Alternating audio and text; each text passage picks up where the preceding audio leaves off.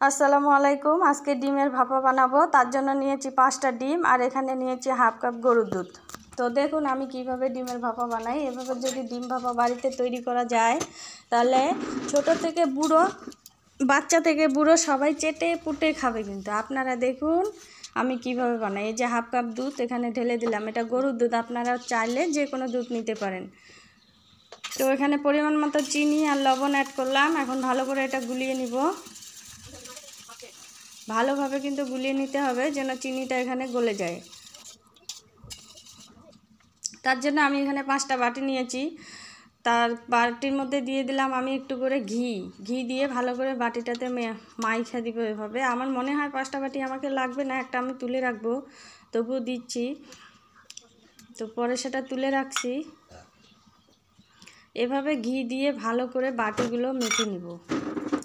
আপনারা চাইলে সাদা তেল বা সরষের তেল যে কোনো তেল দিতে পারেন। তো এভাবে বাটির মধ্যে এখন এই দুধগুলো আর ডিমগুলো এভাবে দিলাম, দিয়ে যে চুলা ধরাই দিয়েছি, কড়াই বসিয়ে দিলাম।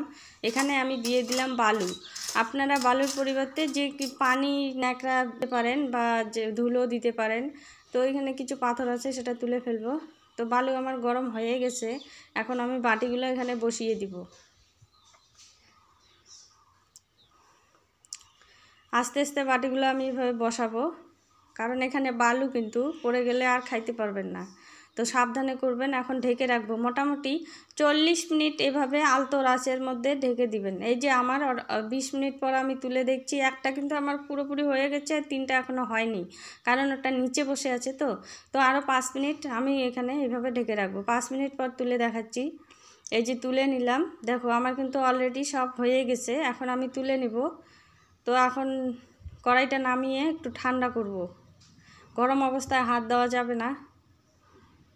তো আস্তে করে নামিয়ে নিতে হবে, কারণ বালু জানো বালুর মধ্যে পড়লে কিন্তু খেতে পারবে না। বালুর মধ্যে যদি আপনারা কাজটা করেন খুব সাবধানে এবং সতর্কভাবে করবেন।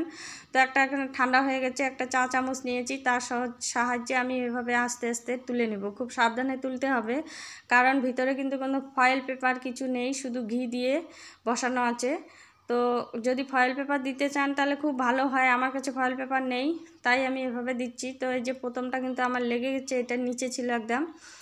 তো লেগে গেলেও কোনো অসুবিধা নাই, খেতে ভালো লাগবে আর দেখতে কিন্তু দারুণ হয়েছে। এটা সবে ঠিক আছে, বাকি একটাই লেগে গেছিলো। এগুলো যেমনই তুলতুলে নরম হয়েছে আর তেমনই দেখতে সুন্দর হয়েছে, খেতেও দুর্দান্ত। এখানে আমি একটা পেঁয়াজ বেটে নিয়েছি। পেঁয়াজটা আমি এভাবে একটা ছাঁকনির সাহায্যে পানিটা বের করে নিব, কারণ পেঁয়াজ পানি সহকারে যদি ভাজতে যান তাহলে ভাজতে অনেক টাইম লাগে আর ভাজা ভালো হয় না। তাই আমি পানিটা এভাবে বের করে নিচ্ছি পেঁয়াজের।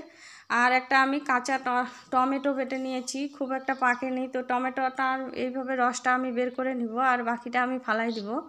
তো এই পানিটা কিন্তু আমি ফালাচ্ছি না, পেঁয়াজের যে পানিটা, টমেটোর যে পানিটা, সেটা আমি কিন্তু ফালাচ্ছি না, এটা আমার রান্নার কাজেই আসবে।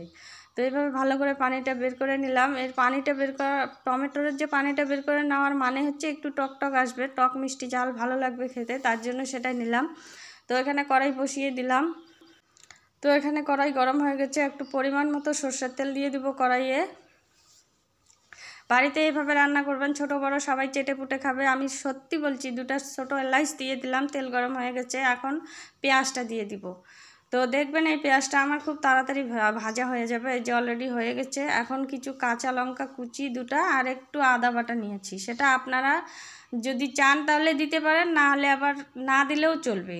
এই যে এখন পানিটা, যে টমেটোর আর পেঁয়াজের যে পানিটা, সেটা দিয়ে দিলাম। এখানে নিয়েছি হলুদ গুঁড়ো, লবণ গুঁড়ো, হলুদ, লবণ, জিরে গুঁড়ো, ধনে গুঁড়ো দিয়ে দিব পরিমাণ মতো।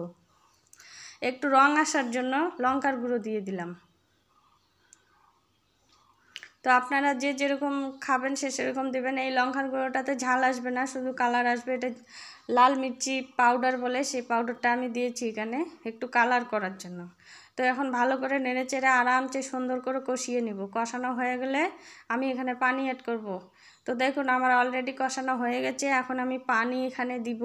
তো পানিটা কিন্তু আমি বেশি করেই দিব, আমি অনেকক্ষণ জাল করব। তো জাল করে যেন যে ভাপাটা ডিমের সেটা দিব, পানিটা আমি বেশি করেই দিচ্ছি। ডিম ভাপাটার মধ্যে যেন সমস্ত মশলা, মিষ্টি, ঝাল, টক সব যেন ধরে এবং খেতে ভালো হয়, সেই কারণে আমি পানিটা বেশি দিয়েছি। এখন আমি এই যে ভাপাটা একটা একটা করে ছেড়ে দিচ্ছি।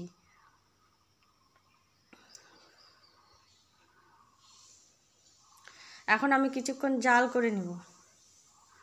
তো পরিমাণ বুঝে আপনারা মিষ্টি দেবেন, যদি কেউ খান তাহলে দেবেন, না খেলে নাও দিতে পারেন। এখন ধনিয়া পাতা দিব, অলরেডি হয়ে গেছে, আর একটু ঘি দিয়ে আমি নামিয়ে নেব। তো আমার রান্না কমপ্লিট, দেখুন দেখতে কেমন হয়েছে। দেখতে যেমন সুস্বাদু, খেতেও সুস্বাদু, অসাধারণ। বাড়িতে অবশ্যই ট্রাই করবেন, আমি বলছি খেতে দুর্দান্ত, ছোট থেকে বড় সবাই খেতে পারে। ডিম অনেকভাবে রান্না করা যায়।